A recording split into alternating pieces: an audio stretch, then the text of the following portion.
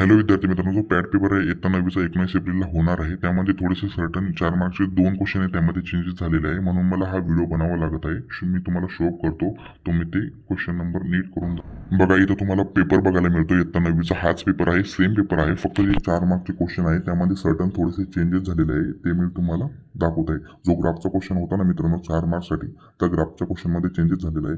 तसं certain type वेगळ्या टाईपमध्ये तुम्हाला क्वेश्चन आलेला आहे. तुम्हाला टायमावरती जम्बलिंग न हो यासाठी मी व्हिडिओ बनत आहे एकदम घाईघाईमध्ये. सो एक काम करा, बघा हा जो क्वेश्चन नंबर 4 आहे ना, तो दिला होता तुम्हाला, हा बी वॉटर टँकचा. आपल्याला पायाचा वर्ग काढून हे आन्सर काढायचं होतं. यामध्ये जो खाली क्वेश्चन दिला आहे ना, हा चेंजेस झालेला आहे. खाली जो क्वेश्चन नंबर 1 दिला आहे याच टाईपमध्ये हा क्वेश्चन तुम्हाला पेपरमध्ये येणार आहे. 90% चान्सेस आहे की हाच क्वेश्चन तुम्हाला येईल. आणि त्याचा आन्सर बघा मी कशा प्रकारे केलेला आहे.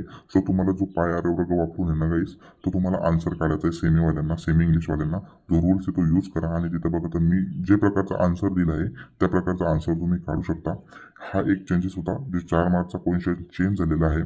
त्यानंतरचा डबल एक क्वेश्चन आहे, जो ग्राफचा क्वेश्चन बघितला होता तुम्ही. ग्राफचा क्वेश्चन मी अब शो करतो तुम्हाला समोरच्या ह्याच्यामध्ये, नेक्स्ट स्लाइडमध्ये. 2 मिनिट वेट करा. जो समोरचा तुमचा क्वेश्चन आहे बघा, हा क्वेश्चन होता ना, हा क्वेश्चन मित्रांनो येणार नाही. हा क्वेश्चन तुम्हाला येणार नाही. पण तुम्ही हा पण करून जा, जर आल्यास काही सांगता येत नाही, पण हा येणार नाही. जो खाली जो चेंज झालेला आहे ना क्वेश्चन, मी तुम्हाला मेन्शन करून दिला आहे.